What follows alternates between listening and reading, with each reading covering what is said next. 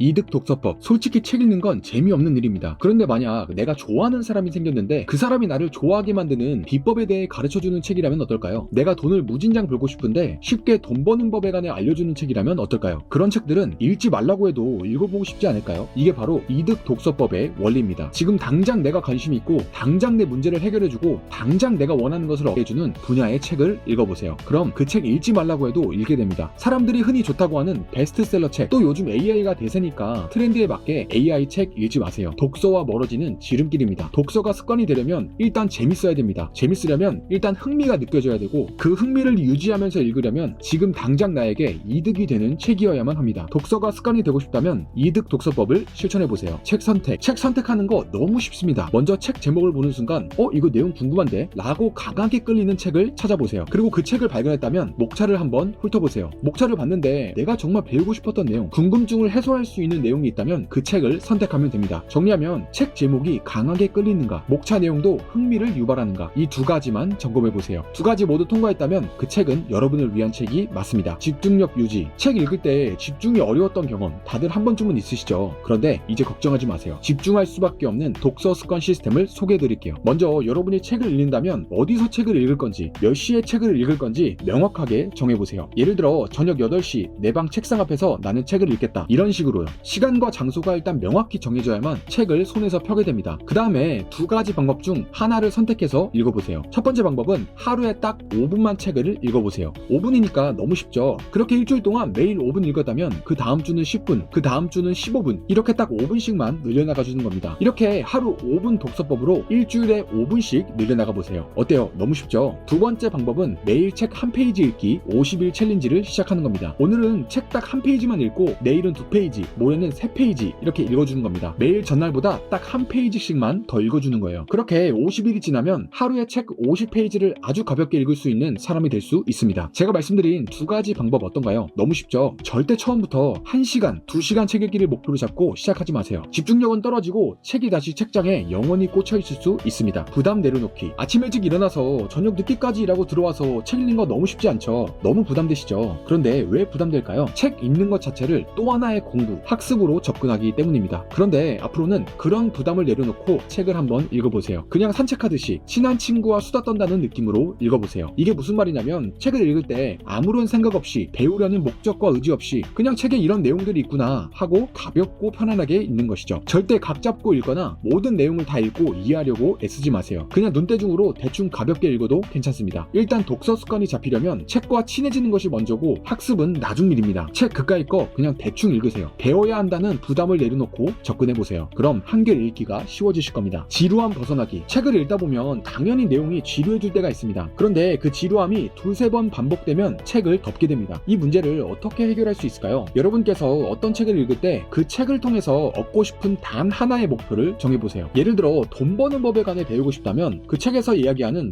돈의 역사라든지 21세기 경제가 어떻다든지 하는 내용은 다 건너뛰고 돈 버는 법에 관한 내용만 선택적으로 읽어보세요. 내가 이 책을 통해 얻고 활용하고자 하는 정보만 쏙쏙 빼먹는 선택적 독서법을 활용해보세요. 그러면 독서가 지루할 틈이 없어집니다. 내가 필요한 정보만 쏙쏙 빼먹고 그 외 지루한 정보는 그냥 안 읽으면 되니까요. 읽고 활용하기. 내가 책을 읽고 이걸 어떻게 활용하지? 라는 생각 한 번쯤 해보셨죠? 아주 쉽게 해결해드리겠습니다. 먼저 책 읽고 나서 빽빽하게 내용 정리해봤자 하루만 지나도 에빙하우스의 망각 곡선에 의해 70%는 다 까먹고 기억이 남지도 않습니다. 그래서 어떤 책을 읽었다면 그 책에서 내가 진짜 이것 하나만큼은 평생 기억하고 실천하겠다 하는 내용 딱 하나만 뽑아보세요. 여기서 중요한 건 여러 개가 아닙니다. 정말 나에게 가장 큰 의미가 있는 딱 하나의 실천거리만 뽑아내는 겁니다. 그걸 뽑아냈다면 이제 그걸 여러분의 인생에 적용해서 활용하시면 됩니다. 그러면 그 책을 읽고 100% 활용하실 수 있을 겁니다. 완독 강박 버리기. 우리는 이상하게 뭔가 책을 샀으면 끝까지 읽어야 한다는 완독 강박이 있습니다. 마치 지루하고 재미없는 책의 내용을 끝까지 읽으면 뭔가 해낸 것 같은 성취감과 뿌듯함을 느끼게 만들어서인 것 같습니다. 그런데 그 과정 몇 번 반복하고 나면 우리 뇌는 독서 자체를 고통이라고 인식하게 됩니다. 그리고 우리 뇌는 이제 책이라는 것을 보자마자 자동적으로 회피 반응을 보이게 됩니다. 왜냐하면 책 이퀄 고통이라는 것이 학습되었기 때문이죠. 우리가 유튜브 영상 보다가 재미없으면 바로 다른 영상으로 넘어가잖아요. 그것처럼 책도 읽다가 재미없어지면 다른 책으로 바로 넘어가 보세요. 우리 뇌에게 독서가 고통이 아니라 즐거움이라는 것을 학습시키는 최고의 방법입니다. 그래야 다시 또 책을 손에 잡는 독서 습관으로 이어지게 됩니다.